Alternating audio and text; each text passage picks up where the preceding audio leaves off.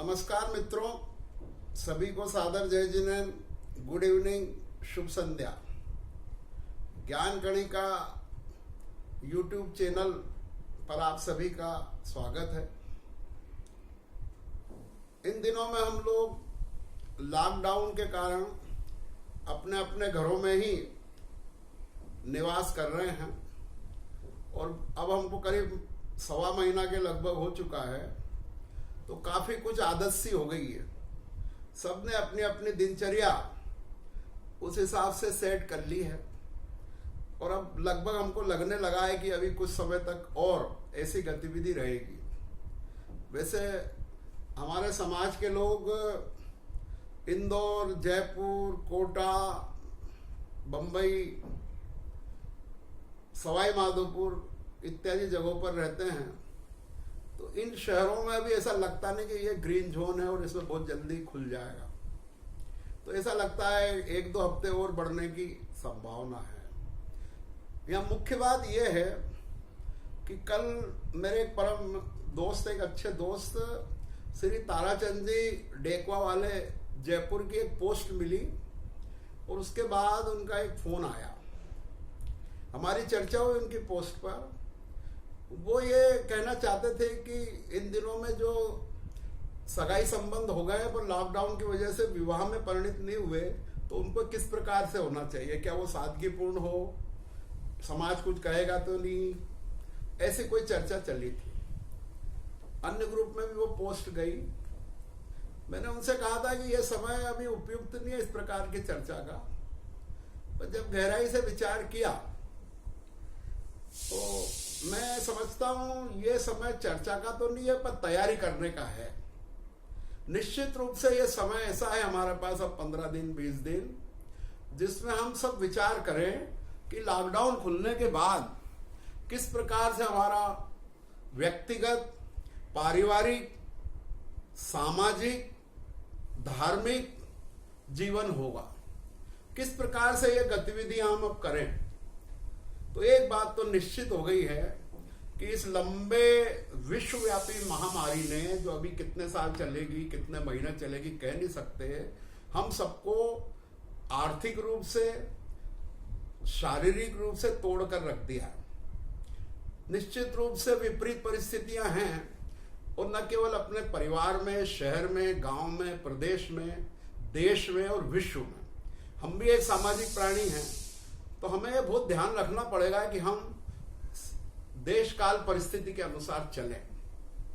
तो निश्चित रूप से यह सोचने में आता है कि आगे हमारा क्या, किस प्रकार का स्वरूप होगा हमारी विभिन्न गतिविधियों का। तो यहां मैं ताराचंद जी को धन्यवाद दूंगा कि उन्होंने विषय जरूर उठाया, पर उसमें वो विस्तार से मैं अब जाना चाहता हूं और निश्चित रूप से ज्ञान कणिका पे मैं लिखूंगा भी। मेरा भाव है कि किस प्रकार से हम आगे के अपने कार्य को करेंगे।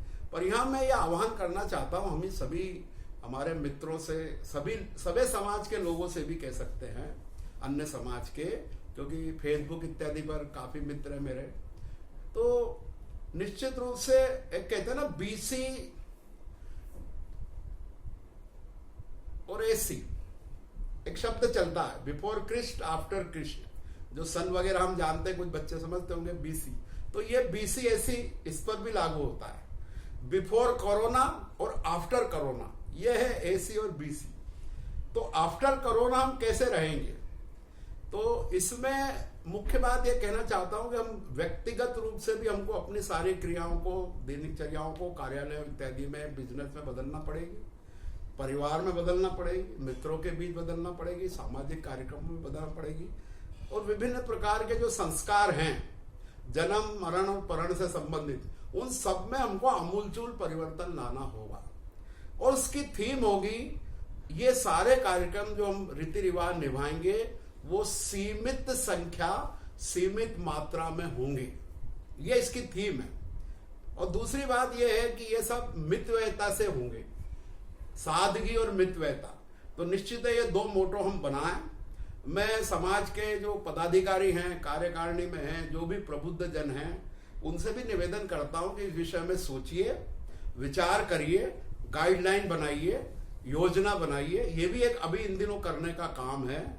आज श्री अशोक जी जगमोदा ने उस संबंध में काफी कुछ ज्ञान कणिका पे लिखा है, उसका मैं समर्थन करता हूं। उन्होंने काफी चीजें लिखी है, पर इसमें और विस्तार से जानने की जरूरत है। तो मैं तो ये कहूंगा कि अगर हम इस प्रकार का विचार करें और सारी पंचायतें, सारा संघ उसको समर्थन दें, सपोर्ट करें, और अब हम भूल ही जाएं फिजूल खर्ची को और बड़े बड़े आयोजनों को और शाही शादियों को। इस प्रकार की चीजें यदि कोई करता है तो उसका किसी भी प्रकार से समर्थन नहीं किया जाना चाहिए। अब हमारे साल 2 साल इस प्रकार से रहेंगे कि हम हमारा हर काम बहुत ही विवेक से, बहुत ही मितव्ययता से, बहुत ही सीमित संख्या और सीमित मात्रा में सादगी से करें। ऐसा हम एक माइंड बनाएं ताकि आगे, और इसके पास मान लो किसी के पास पुण्य की कृपा से अत्यधिक पैसा है तो उसका उपयोग वो अपने परिवार और अपने रिश्तेदारों के जो आवश्यक है उनको देने में करे। उस पैसे का उपयोग समाज को दे, वात्सल्य फंड इत्यादि में, और भी उसके बाद ज्यादा है तो प्रधानमंत्री और मुख्यमंत्री राहत कोष में दे और वहां पर सेवा करे, न कि शादी, ब्याह, बारात या धार्मिक आयोजन को लग्जरी बनाए। इस प्रकार से आप विचार जरूर करिए। समय समय पर इस विषय पे अपनी चर्चा होती रहेगी। एक विषय उठाया है। सभी को बहुत बहुत धन्यवाद। जय जय।